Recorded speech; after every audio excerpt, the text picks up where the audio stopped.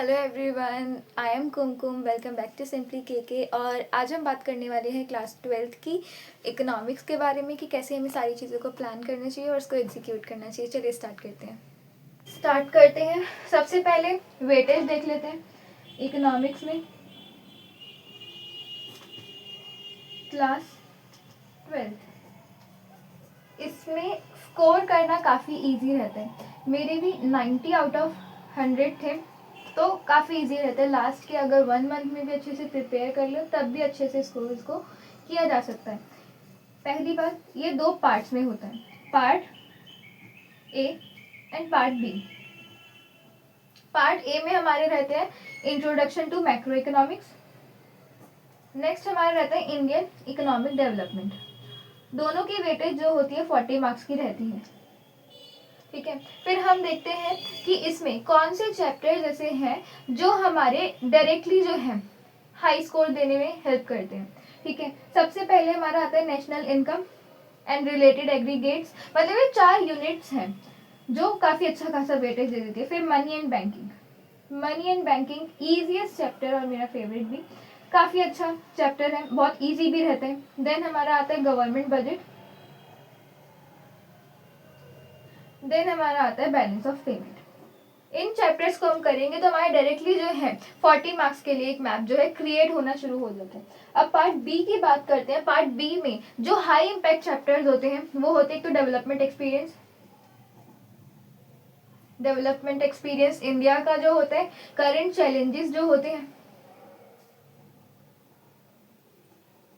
जो Indian economic face कर रही है वो वाला चैप्टर। फिर आता है development of policies and experience, जो पोस्ट 1991 रिफॉर्म्स वाला चैप्टर है, ये वो है।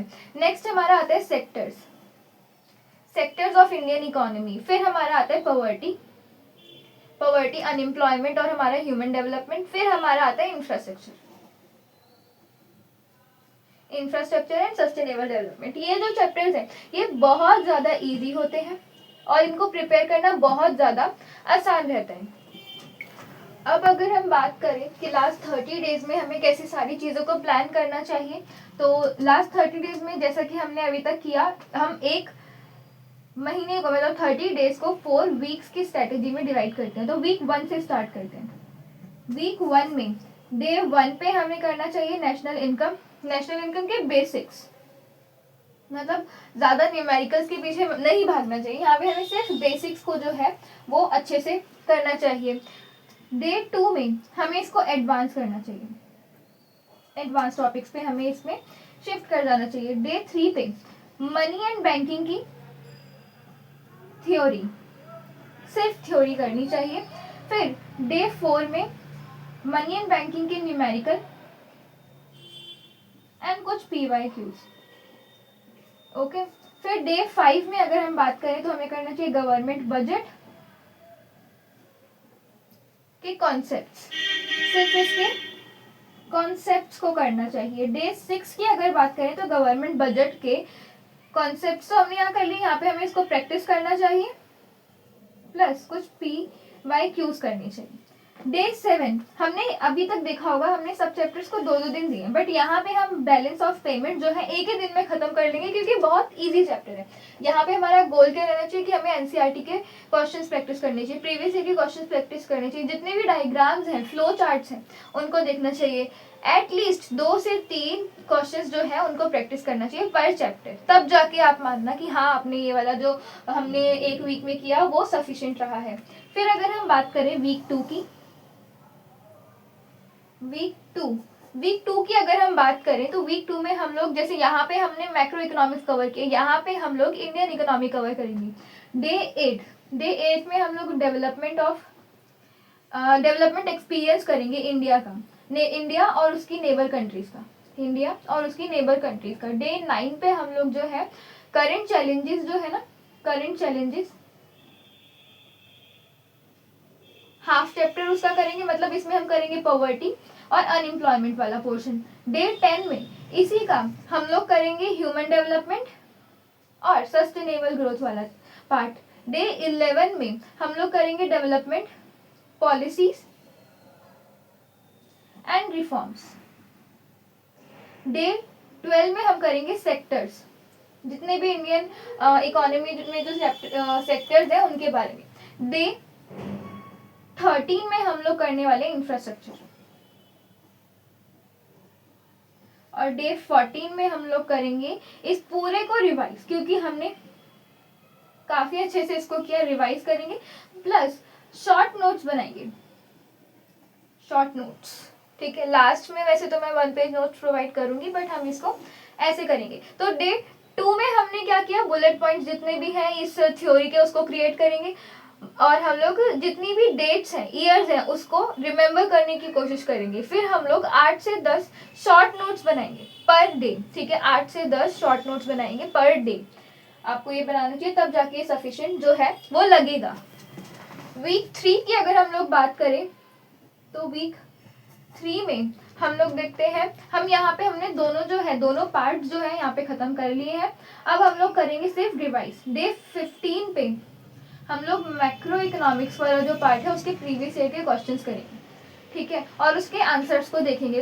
एटलीस्ट 5 से 7 जो पास्ट ईयर के पेपर थे उसको उठाओ और उसके क्वेश्चंस प्रैक्टिस करना शुरू करो। डे 16 में हम लोग सेम करेंगे इंडियन इकोनॉमी के लिए, ठीक है, इंडियन इकोनॉमी के लिए सेम करेंगे। डे 17 में हम लोग कॉन्सेप्ट ड्रिल करेंगे, कॉन्सेप्ट ड्रिल मतलब कि जितने भी ये दोनों है उन दोनों की हाइब्रिड, मतलब इन दोनों को मिक्स करके करेंगे, डेफिनेशंस को करेंगे, की टर्म्स को देखेंगे। डे 18 में हम लोग करेंगे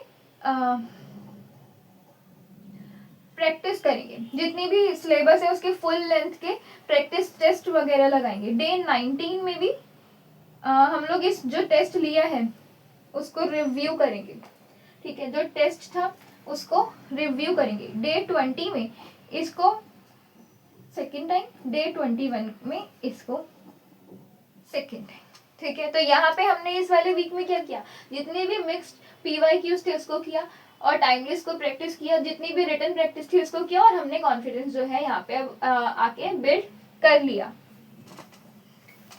अब बात करते हैं लास्ट वीक की, वीक 4 की। वीक 4 में हम लोग करने वाले फाइनल रिवीजन, और जितने भी सेशंस जो है उन पे ज़्यादा फोकस, मतलब जैसे कि डे 22 पे फोकस करना है आपको सबसे ज़्यादा मैक्रो इकोनॉमिक्स की लाइट स्टडी पे। लाइट स्टडी मतलब जितने भी हमने नोट्स बनाए प्लस फ्लैश कार्ड्स अगर आप बनाते हो तो बहुत अच्छी बात है, जितने भी फ्लैश कार्ड्स बनाओ या जितने भी नोट्स बनाओ उनको रिवाइज करेंगे। डे 23 पे सेम चीज़ इंडियन के लिए, इंडियन इकोनॉमिक्स के लिए, ठीक है। डे 24 पे शॉर्ट आंसर्स को करना है, शॉर्ट आंसर्स को प्रैक्टिस करना है जो कि हाई आउटपुट दे। डे 25 पे सैम्पल पेपर नंबर 1 करना है जिसको टाइमर के साथ करना है। डे 26 पे उसको एनालाइज करना है, ठीक है, और जितनी भी मिस्टेक्स है उसको करेक्ट करना है। डे 27 पे हमें क्या करना है, सैम्पल पेपर नंबर 2 करना है, ठीक है, और डे 28 पे उसको एनालाइज करना है। फिर हमारे बचेंगे 2 दिन, डे 29 है ना, यहाँ पे हम लोग मॉक 3 देंगे और इसको एनालाइज भी कर लेंगे साथ साथ, ठीक है। डे 30 फाइनल डे की वैसे तो मैं अलग से वीडियोस भी डालती हूँ, बट आपने अगर यही प्लान अगर फॉलो किया तो आपको वो देखने की जरूरत भी नहीं है, मैं खुद बोल रही हूँ। तो डे 30 पे आपको इस अकॉर्डिंग करना है लाइट फाइनल रिवीजन, कुछ भी एक्स्ट्रा मत उठाना, ठीक है, कुछ भी एक्स्ट्रा मत उठाना, बस रिवीजन करना और थोड़ा सा रेस्ट कर लेना।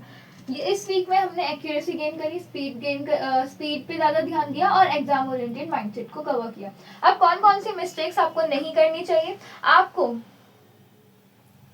एक बार अगर टॉपिक को पढ़ा तो उसको ऐसे पढ़ना चाहिए कि आपको याद रहे, आप बाकी में भूलो ना उसको, ठीक है।